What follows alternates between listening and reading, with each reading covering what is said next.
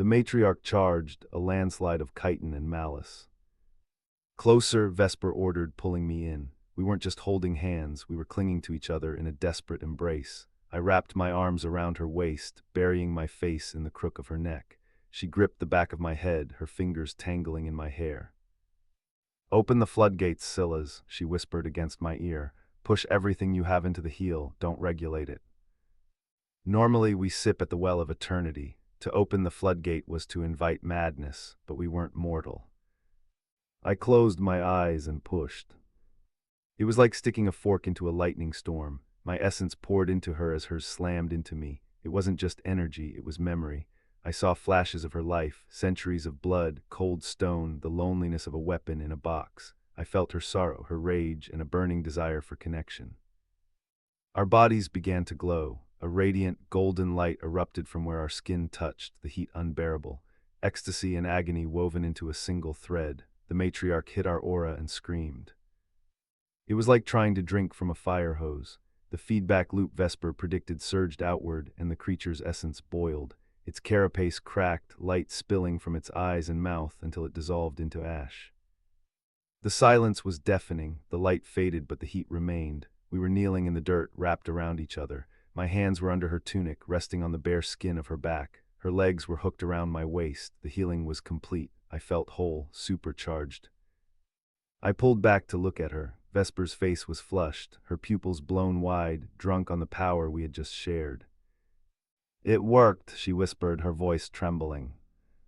"You're crazy," I said, a laugh bubbling up. "That could have killed us." "We can't die, Sylas, remember." She looked down at my lips. The air between us crackled, thick and heavy. The fight's adrenaline had morphed into something else entirely. The shared memories, the intimacy of the healing loop, it had stripped away all pretense. "You saw," she said softly. "When we connected, you saw what I am."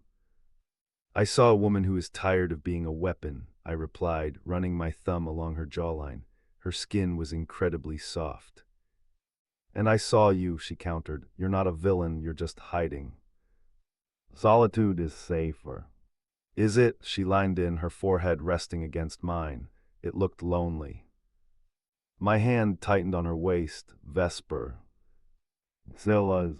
"Are you going to try to kill me now? Your legs work." She shifted her hips, the friction sending a jolt of lust straight to my core. She felt it too. I heard her sharp intake of breath. "I have a contract," she murmured, but without conviction. Her hand slid down my chest, resting over my heart, but the contract didn't specify a timeline. "Is that so?" "I could kill you tomorrow," she suggested, her voice a husky purr, "or next week, or next century." "Procrastination, a terrible habit."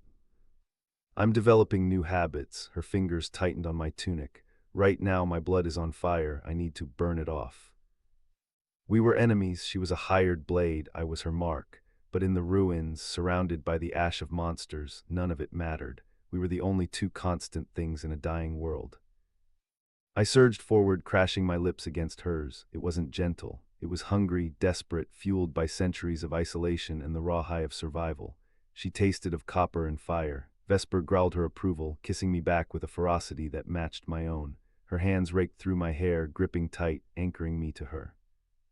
She pushed me backward until my back hit the dirt, straddling my hips, the movement fluid and powerful. She broke the kiss, breathless, her violet eyes burning. Her hand moved to the neckline of her ruined leather bodice.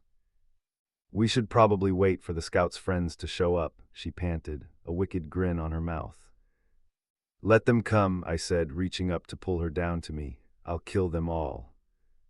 Vesper laughed, a bright, dangerous sound. "Gods, I was hoping you'd say that." She leaned down, her lips brushing my ear.